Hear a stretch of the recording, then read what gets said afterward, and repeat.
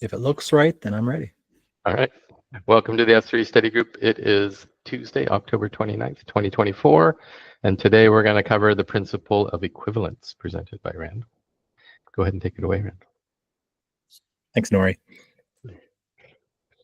Sociocracy is it has has ocracy in it, but it's really not about control. It's really about sharing collaboration. And one of the ways that the sociocracy framework is structured is around principles. Is there 7 of them, Nori? There are 7. Yes, there are 7 of the principles. 7 principles, and most of them are pretty obvious on the surface in one word what that principle means. For instance, transparency, it's pretty self-explanatory. On the other hand, equivalence is the one principle from that list that is very non-obvious in what's implied by that one word. And so I wanted to get into that today. As an introduction, we could ask a question. What does it mean? Does it mean equality? Does it mean that everyone is equal? Does it mean that anybody could show up and they are equivalent? Is there something about equity involved with equivalence? Let's get into it. The main idea of equivalence is for the purpose of getting a good enough result. And generally speaking, the idea is that many people can have an opinion, and we need to get enough perspective to make sure that we see enough of the right opinions, enough of the relevant opinions. What's relevant? We'll see that in a minute. Generally speaking, if we have too many cooks, we're not going to get a better result, and we may get worse. And so finding the right amount of perspective to be able to make good collaborative progress is the main goal, so that we can get a good enough result. And the key question maybe is, who's affected by what we're doing right now? In order to make good choices, we can ask who is affected. In the corporate environment, sometimes this is called a stakeholder, but I think the word affected is much more clear all the time. When we can have a clear picture of the needs of the people who are affected by a choice, then we can go more confidently in the direction of that choice, having had that perspective. And market research is a perfect example of this. We don't have to have an equal, we don't have to listen to every single person equally, but we do need a good equivalent perspective that cuts across the types of audiences that are relevant. There's a connection to one of the other principles, empiricism. When we talk about market research, it's not about guessing what they want. It's about finding out what they want. And sometimes you have to go sample and figure out what some people said they needed and try some things based on that. Come back around and test to see whether what you did based on that understanding worked. But that's a little bit tangential to equivalence. Who is needed? Who's effective? Who's affected? The main idea here is that we want to involve the right people to be inclusive and to engage people who are, especially people who are part of any organization, the organization that you're part of. If we don't involve them, we don't engage them, we risk alienating them. But by being inclusive, we can actually bring them into a difficult choice and help them be very aligned to something that they might otherwise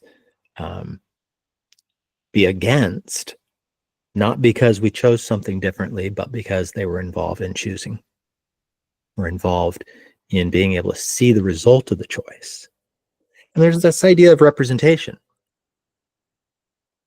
Maybe being involved isn't that everybody is involved, it's that they made a choice to send one person who they believe is a good representative for their needs and perspectives. Maybe I'll pause here for any comments or questions.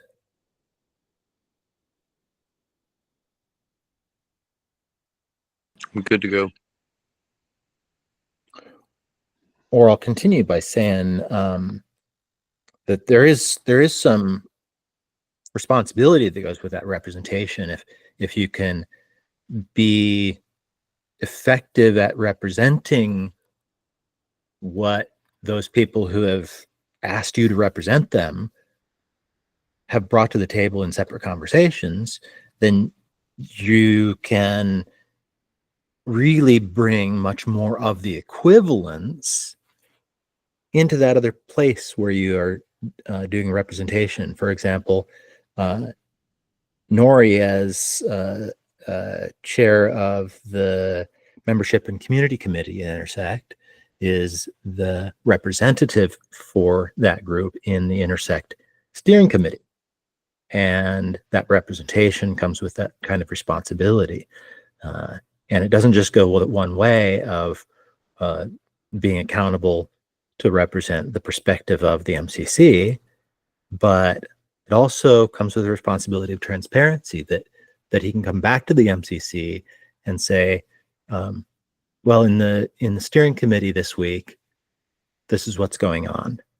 And by sharing that, it provides kind of a bridge of equivalence between these two groups, so that the different audiences can have access to all the information and perspective without having that steering committee meeting be cluttered with too many people for it to be effective.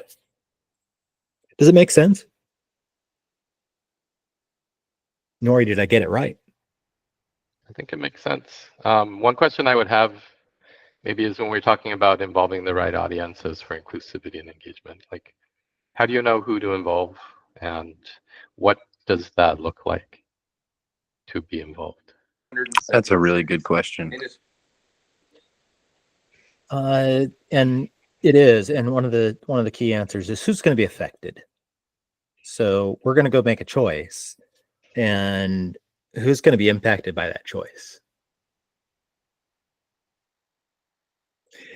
Another answer is who has a skill that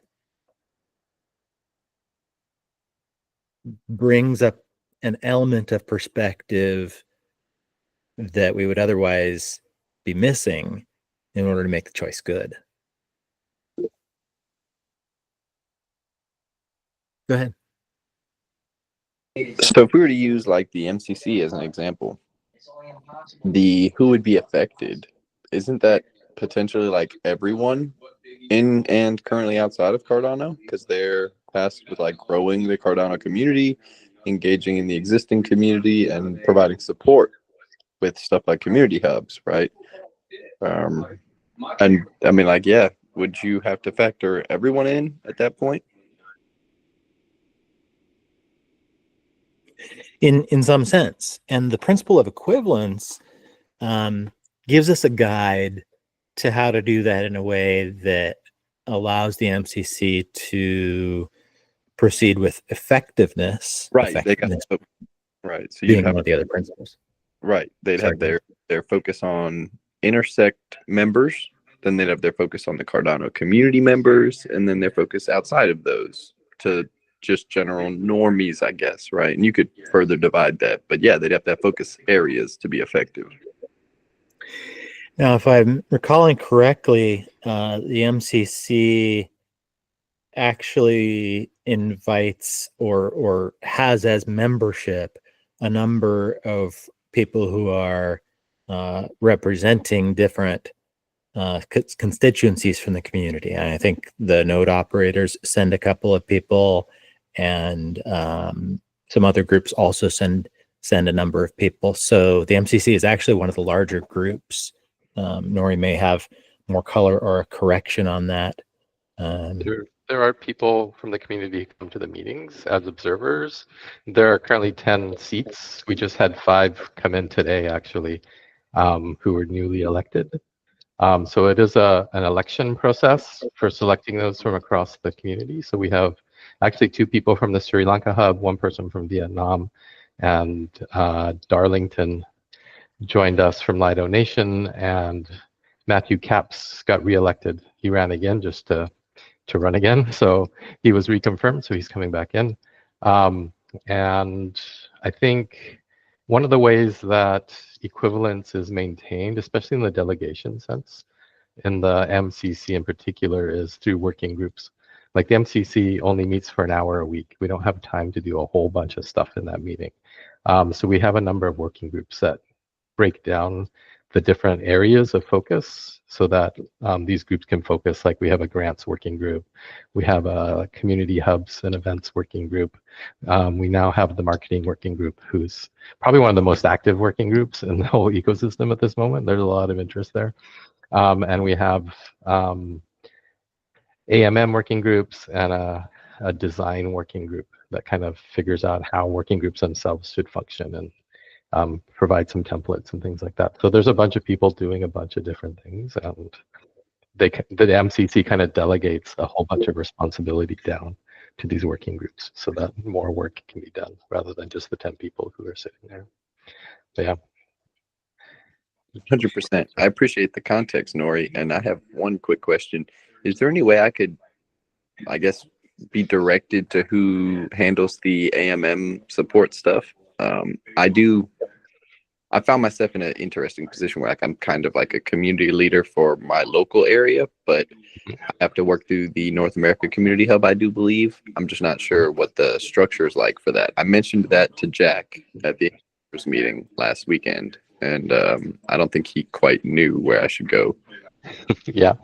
So some of those details are being worked out right now, and Utah is the current head of the AMM working group. And they're running a retrospective process right now to get feedback on what went well, what didn't, how we can improve. So there may be good things to feed in around communications and clarity on how to get involved and things like that. So I think they're really actively looking for those feedbacks because it was necessarily very rushed this year. Right, I feel that.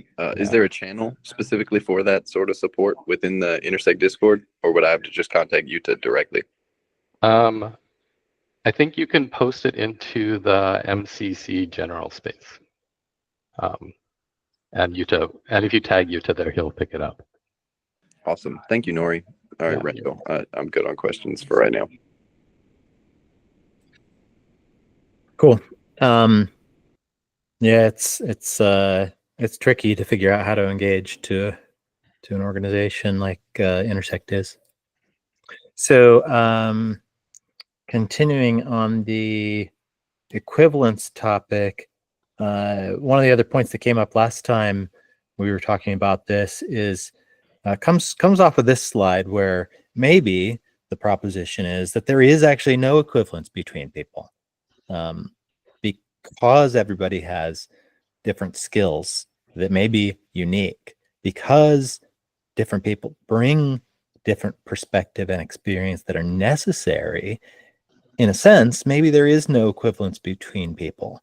But on the other hand, we don't want some people to be more equal than others.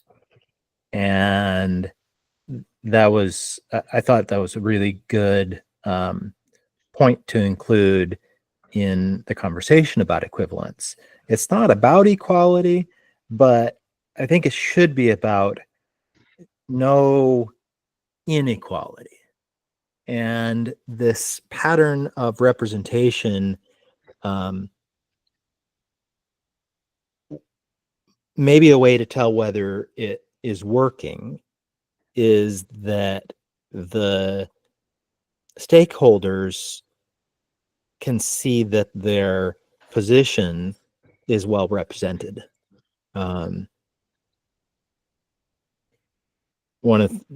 As you can see on the right, I was kind of exploring the question of, well, how much representation do you need? If 4 people have all the same skills and all the same experience and all the same perspective, are those 4 people going to bring more value than just 2 of them, or even just one who's well trusted and acting in a way that's accountable and transparent? One of the guiding points on the sociocracy's big treatment of the topic of equivalence is that skills and training can change where you're at very quickly. So by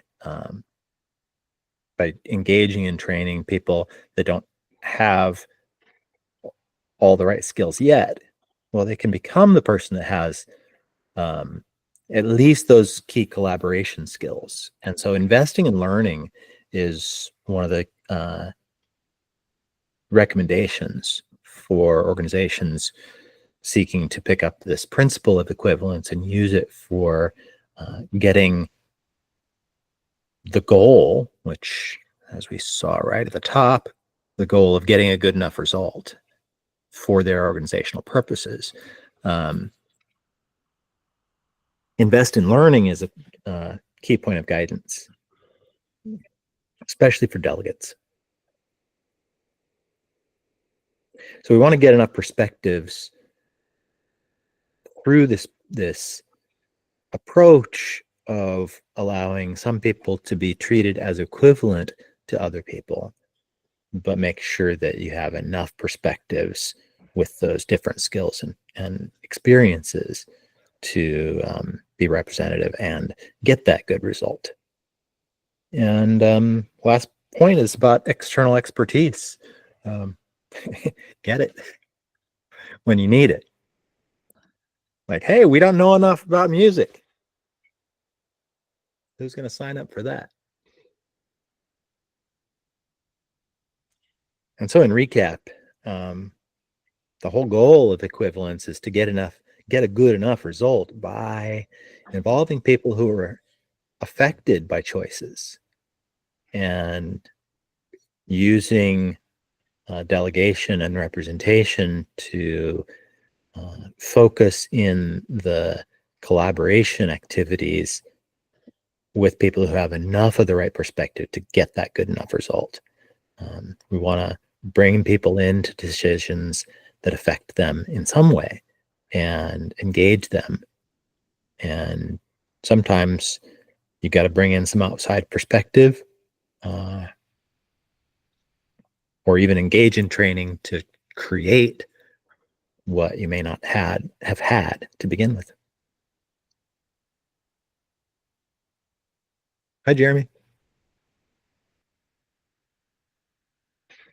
Jeremy.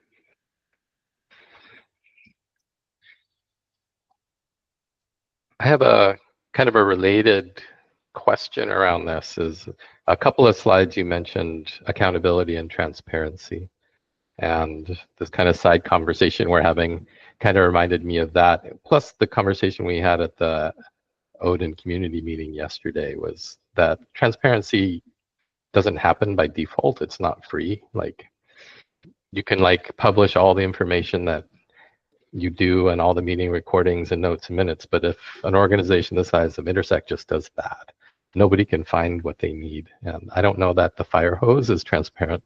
And so it takes effort for people to sort, collate, point people in the right direction, make maps of content, all sorts of stuff to help people find what they need. And that's what transparency is. So I think transparency requires investment, and it's not just something that people block or don't provide.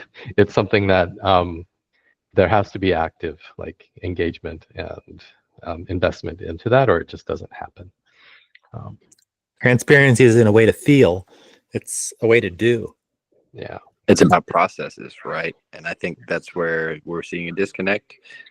There's a lot of people who I think are willing to work within Intersect, and because they're either unaware of the submission and pull request process for getting updates pushed through, or leadership there just doesn't have time. We're seeing, a breakdown of even that transparent updating process for things like our Git books and all that jazz. Like, if we armed our members maybe with more mentoring, hey, look, this is what we do, this is the process we do it through, that's the sort of workshop I think Intersect needs to be definitely spearheading, just educating the members on the existing processes and standards.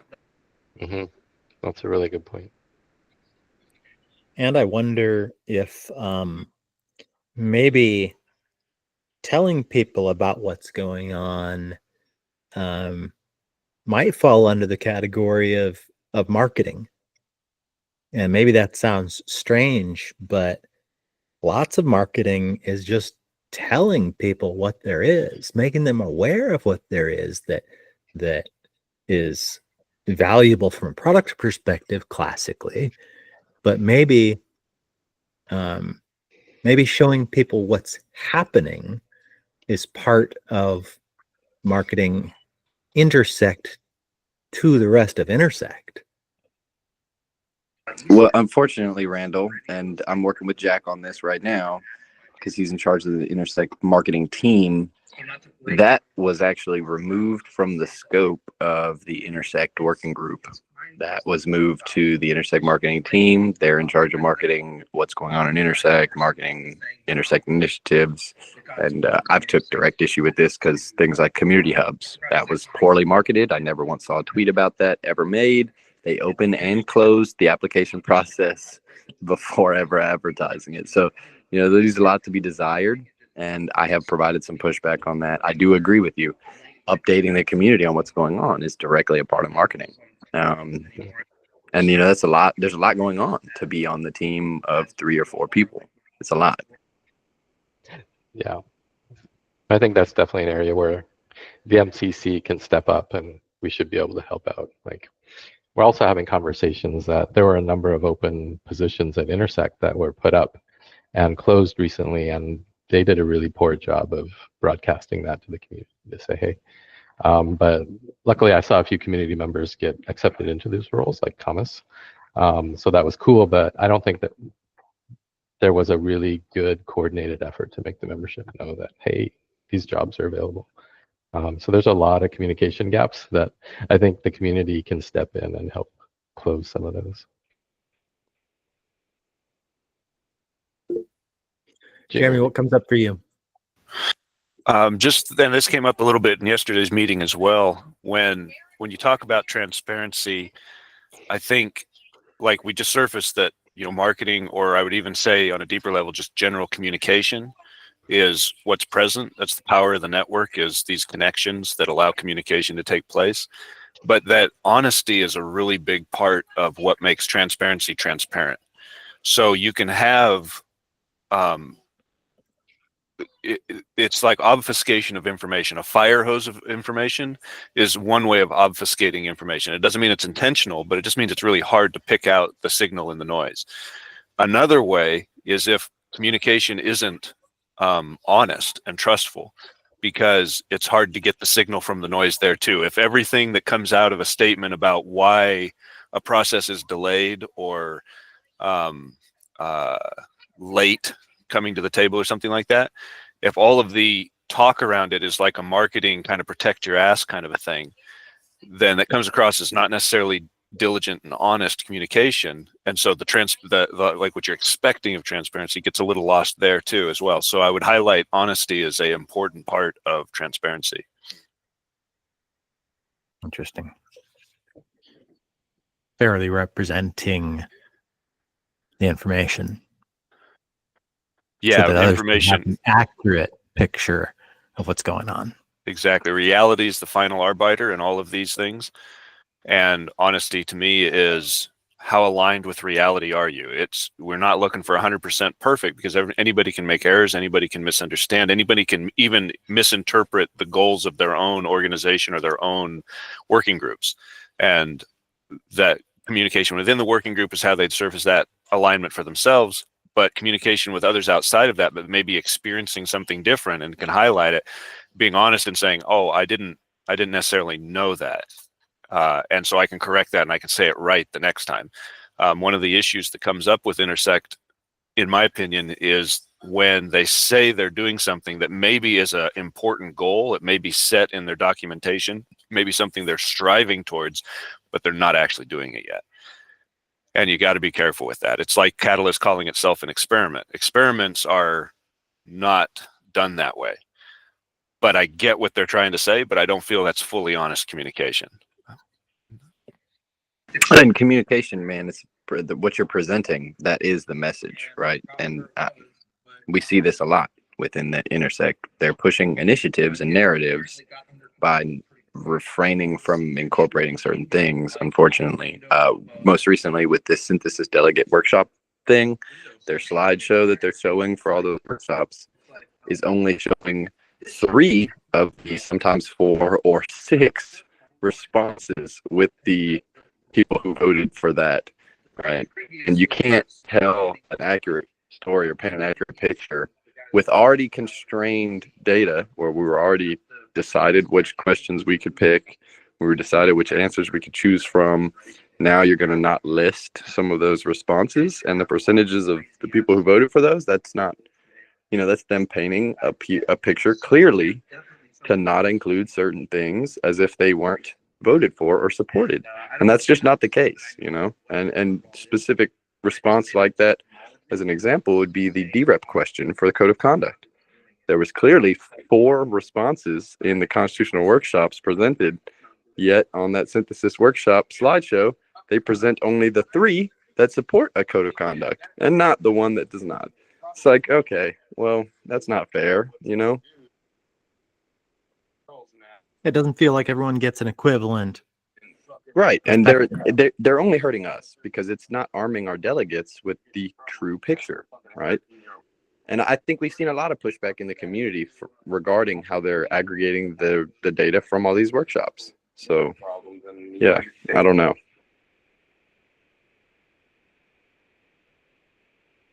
I think with regard to Jeremy's point, or one aspect of Jeremy's point, to build anything, never build it first in the world. We always build it first in our minds, and then building from that vision in our minds that we see as clear and as clearly as if it was already present. We sometimes will talk about what things are or what something is. And it's always a bugbear for me. Is or intended to be? We intend to is much different than we are. And I honestly think it's an honest mistake to say we are in regard to something that is as yet only in that mental construct.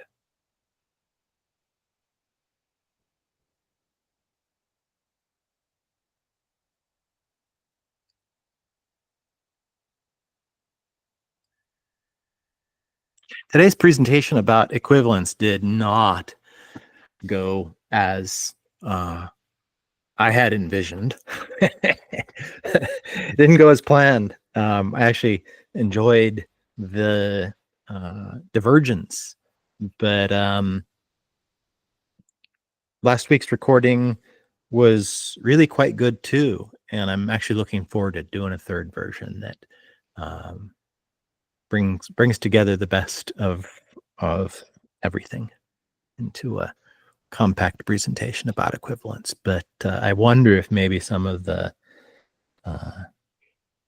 topics from these first 2 recordings might come together for somebody who is really good with video editing. Yeah, We could probably take the two and splice it into something that combines the best of both. All right. Thanks, Randall. This was a good presentation. And I appreciate it, Randall. Thanks, Shaggy.